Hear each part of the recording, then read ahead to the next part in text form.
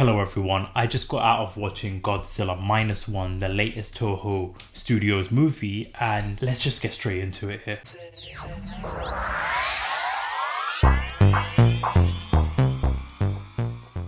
Now, as you see in the title, as you see it in the thumbnail, this for me is probably one of the best Kaiju, Monsterverse, Titan movies out there. Definitely one of the best Godzilla movies out there. My second favorite movie of the year so far, hands down.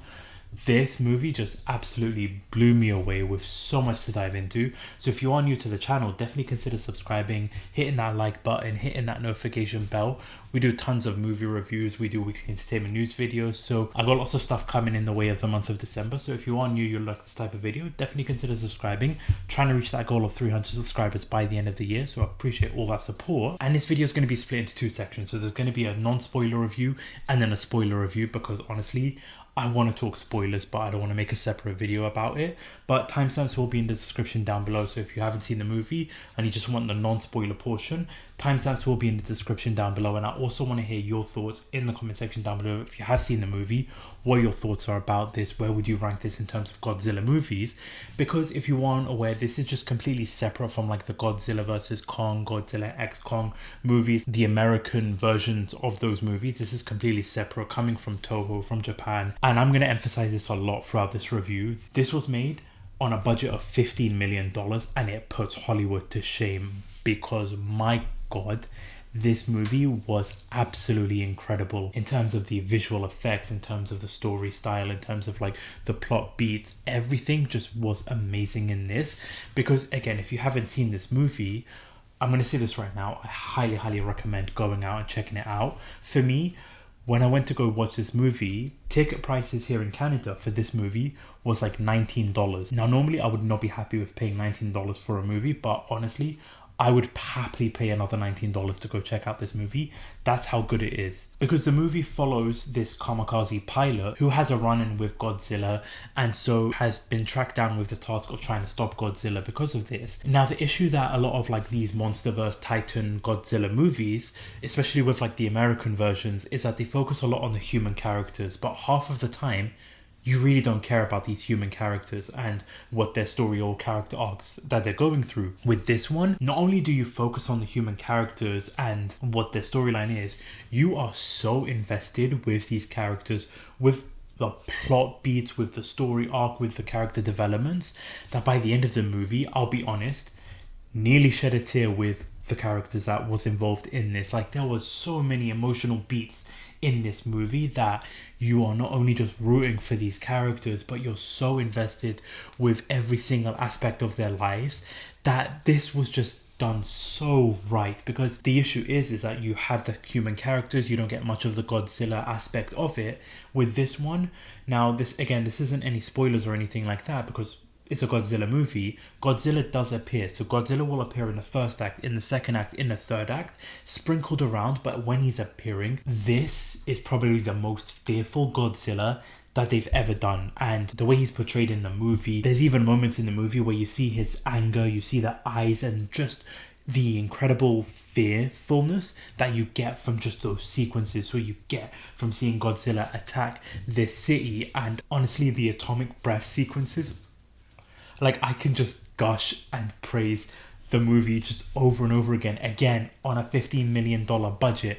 Godzilla, you see it in the trailer, he looks absolutely fantastic in the movie. It actually looks like this was taken from somebody who was there at the time recording everything, not visual effects or anything like that. Like, that's how great Godzilla looks. And again, when you do close-ups of his face, loving the design of this. I think this for me is probably one of the best Godzilla looking Titans that they have produced here. It's just absolutely fantastic.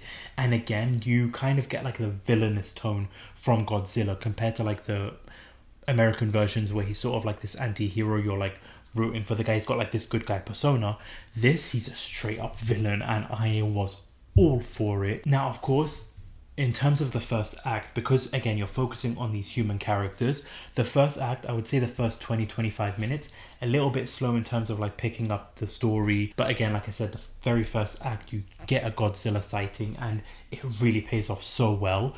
But then as the movie is slowly building up, as you're getting to know these characters and following the main character too, it's just such a worthwhile ride that you really cannot take your eyes off the screen. Of course, this is going to be dubbed in a different language, so you're going to have English subtitles, which you could consider is a negative for certain people. For me, I'm not too fussed. I was just invested so much that I think that the original dub with the English subtitles make the movie even better.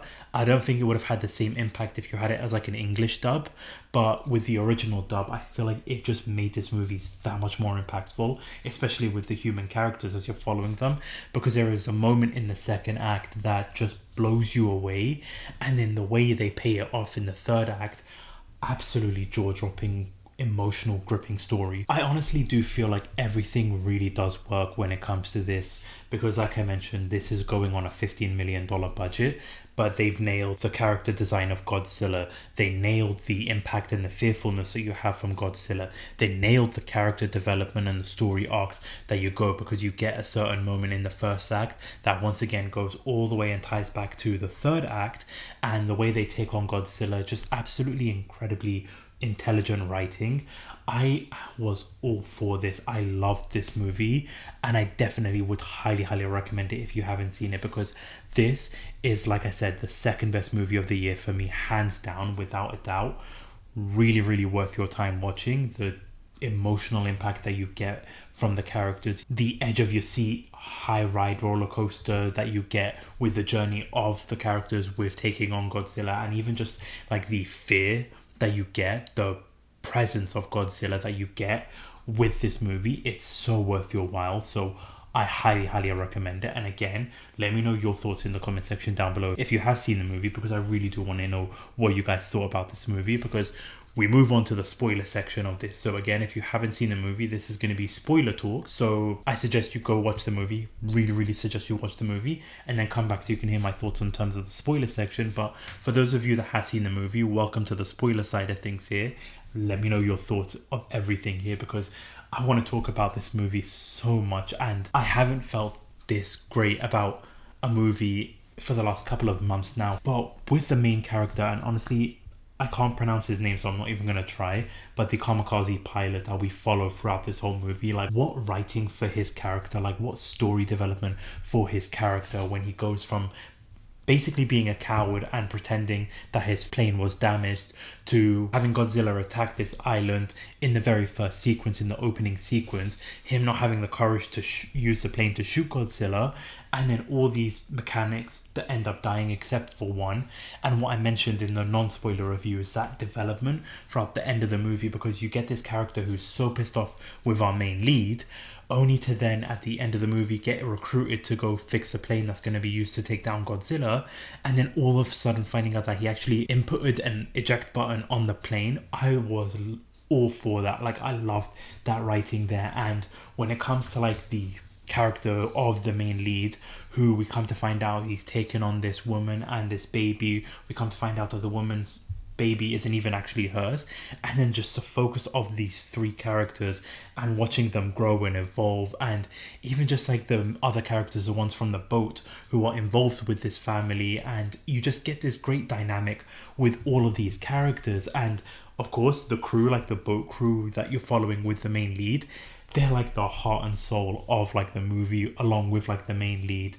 And then that relationship between him and the woman, like who you come to find out like they want to be together, but it's not this focus of like will they, won't they kind of thing that you get a lot with the Hollywood movies. This isn't really like forced down your throat. It's like a natural course, especially with what happens to her in the second act when Godzilla attacks the city. And that attack, like I mentioned, the atomic breath, like the way they build up with Godzilla's spine and like the blue lighting, and then just the sheer impact. Like, I don't know about everybody else, but in my theaters, like you could really feel like the seats move. You could feel the impact on the ground. It made it for just an incredible experience when he was doing the atomic breath. And then you think all of a sudden that she's dead. And then that emotional moment and emotional thing of like the little girl too, when she figures out that her mom's not coming back. Like, that pulls on your heartstrings so much, only to come to find out like at the end of the movie she really did survive. Like, wow, just wow when it comes to this. And of course, the third act, when you've got them, how they're trying to take down Godzilla. Like, I love the beats of this third act. I love the storyline. Every individual character having their little storyline, like the kid, the rookie that they consider, basically telling him not to go, only to end up having this great moment of his with him getting all these boats coming into the third act.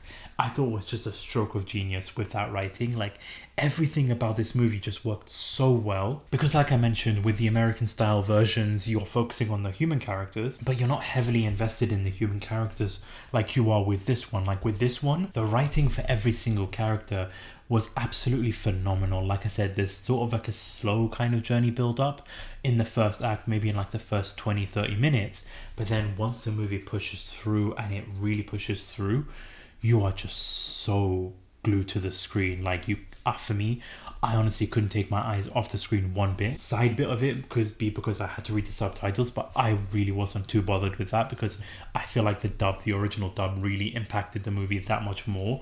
And like, even like the little girl, like the whole aspect of like the main character with the woman and the little girl, and even like the neighbor being brought in, wow, what a story, wow, what writing when it comes to that. And then the way that movie ended with the way they take on Godzilla, like with the plane going into like Godzilla's mouth to explode, and like I said, finding out that the original guy, the mechanic who saw all of his fellow mechanics die because of the hands of the main lead, couldn't take the courage to like shoot the gun from the plane, coming to find out that he installed that ejector seat, like I mentioned. And just like the pure emotion from all of this, it's like, it gives you goosebumps as you talk about it, but it just, the beats of the movie, the beats of the story just worked really, really well, and I just cannot praise this movie enough. And then with them teasing at the end, like the last two scenes, because like the girl, you come to find out she survives, but it looks like she's got like these radioactive poisoning as you see it in her neck, and then you see Godzilla like at the bottom of the ocean sort of regenerating. So I don't know if they're going to be doing like this monsterverse similar to like the American style version, or like what they're going to be doing in terms of moving forward with this franchise.